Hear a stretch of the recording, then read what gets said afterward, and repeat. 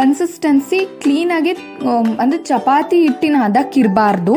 ಅದು ಬಂದ್ಬಿಟ್ಟು ಒಂದು ಹೋಳ್ಗೆಗೆ ಮಾಡ್ಕೊಳ್ಳೋಕ್ಕೆ ಬೇರೆ ಥರ ಹದ ಇರುತ್ತೆ. ಸ್ವಲ್ಪ ತೆಳ್ಳಗೆ ಕಲಿಸ್ಕೋಬೇಕು ನಾವು. ತೆಳ್ಳಗೆ ಅಂದರೆ ಒಂಥರ ಹೀಗೆ ಎಳೆದ್ರೆ ರಬ್ಬರ್ ಥರ ಬರಬೇಕು. ಅದು ಈಸಿಯಾಗಿ ತಟ್ಟಕ್ಕೆ ಈಸಿ ಆಗುತ್ತೆ ಒಬ್ಬಟ್ಟನ್ನು.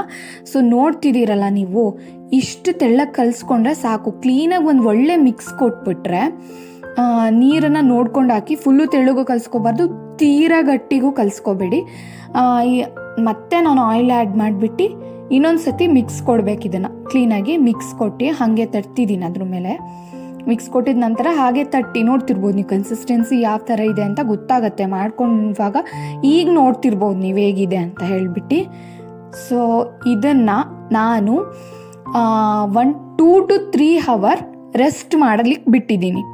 ಅದಾದಮೇಲೆ ಬೆಂದಿರುವಂತಹ ಬೇಳೆ, ಬೆಲ್ಲ ಮತ್ತು ಕಾಯಿ ತುರಿ ಮಿಶ್ರಣ ನಾನು ಗ್ರೈಂಡ್ರಿಗೆ ಹಾಕ್ಕೊಟ್ಟಿದ್ದೀನಿ.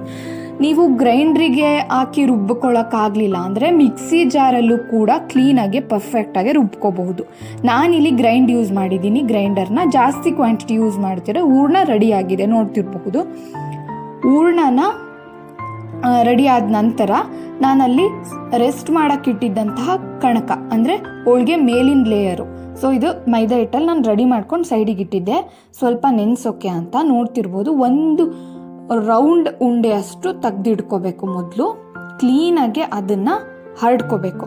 ಹರಡ್ಕೊಂಡ ನಂತರ ಅದಕ್ಕೆ ಒಂದು ಉಂಡೆಯಷ್ಟು ಹೂರ್ಣನ ತಗೋಬೇಕು. ಹೂರ್ಣನ ಉಂಡೆ ಥರ ಮಾಡಿಟ್ಕೋಬೇಕು. ಅದನ್ನು ಪೂರ್ತಿ ಕವರ್ ಮಾಡಬೇಕು.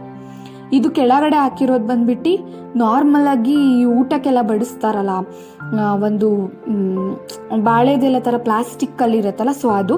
ನೀವು ಪ್ಲಾಸ್ಟಿಕ್ ಕವರ್ ಕೂಡ ಉಪಯೋಗಿಸ್ಕೋಬೋದು. ಎಣ್ಣೆನ ಕೈಯಲ್ಲಿ ಖಂಡಿತವಾಗ್ಲೂ ಹತ್ಕೊಂಡು ತಟ್ಟಿ, ಇಲ್ಲಾಂದರೆ ಹೋಳಿಗೆ ಹರಿದೋಗೋ ಚಾನ್ಸಸ್ ತುಂಬ ಇರುತ್ತೆ. ಸೊ ಕ್ಲೀನಾಗೆ ಎಣ್ಣೆನ ಹತ್ಕೊಂಡು ಕೈಯಲ್ಲಿ 2 ಕೈಯಲ್ಲಿ ತಟ್ಕೋಬೋದು. ಇಲ್ಲಾಂದರೆ ನೀವು ಇನ್ನೂ ಒಂದು ರ್ಯಾಪರ್ನ ಕ್ಲೋಸ್ ಮಾಡಿ ಚಪಾತಿ ಥರ ಹಿಂಗೆ ಒಸ್ಕೊಳ್ಳಬಹುದು. ಅದೂ ಚೆನ್ನಾಗಾಗತ್ತೆ. ಅದೇನು ಈಸಿಯಾಗಲೂ ಮಾಡಬಹುದು. ಅದಾದಮೇಲೆ ನಾನು ಹಂಚು ಕಾಯಕ್ಕಿಟ್ಟಿದ್ದೆ. ನಾರ್ಮಲಾಗಿ ಚಪಾತಿ ಎಲ್ಲ ಯಾವ ಥರ ಫ್ರೈ ಮಾಡ್ತೀವಿ ಅಂದರೆ ಚಪಾತಿ ಎಲ್ಲ ಸುಡ್ತೀವಿ ಹಂಚಿನ ಮೇಲೆ. ಸೊ ಆ ಥರ ನಾನು ಹೋಳ್ಗೆನ ಸುಡೋಕ್ಕೆ ಅಂತ ಹಂಚನ್ನ ಕಾಯಿಸಿ ರೆಡಿ ಮಾಡಿ ಇಟ್ಕೊಂಡಿದ್ದೆ. ಸೊ ಇದು ಸ್ವಲ್ಪ ಬೇಯಬೇಕು. ಅಂದರೆ ಒಂಥರ ಮೇಲ್ಗಡೆ ಬ್ರೌನಿಷ್ ಲೇಯರ್ ಆಗೋಕ್ಕೆ ಸ್ಟಾರ್ಟ್ ಆಗುತ್ತೆ. ಗೊತ್ತಾಗುತ್ತೆ ಹೋಳಿಗೆ ಬೆಂದಿದೆ ಅಂತ. ನೋಡ್ತಿರ್ಬೋದು, ಇದು ಪರ್ಫೆಕ್ಟಾಗಿ ಬೆಂದಿದೆ ಅಂತ ಅರ್ಥ. ಸೊ ಇದನ್ನು ನಾನು ಸ್ವಲ್ಪ ತುಪ್ಪ ಮತ್ತು ಕಾಯಿ ರಸ ಜೊತೆ ಸರ್ವ್ ಮಾಡಿದ್ದೆ. ತುಂಬ ಚೆನ್ನಾಗಿರುತ್ತೆ ಹೋಳಿಗೆ. ಒಮ್ಮೆ ಟ್ರೈ ಮಾಡಿ ನೋಡಿ ಸ್ನೇಹಿತರೆ, ಚೆನ್ನಾಗಾಗಿತ್ತು ನಾನು ಮಾಡಿದ್ದು. ಸೊ ನನ್ನ ವಿಡಿಯೋಗಳು ಎಲ್ಲ ಇಷ್ಟ ಆಗ್ತಿದ್ದಲ್ಲಿ ಲೈಕ್ ಮಾಡಿ, ಶೇರ್ ಮಾಡಿ, ಸಬ್ಸ್ಕ್ರೈಬ್ ಮಾಡಿ ಸ್ನೇಹಿತರೆ.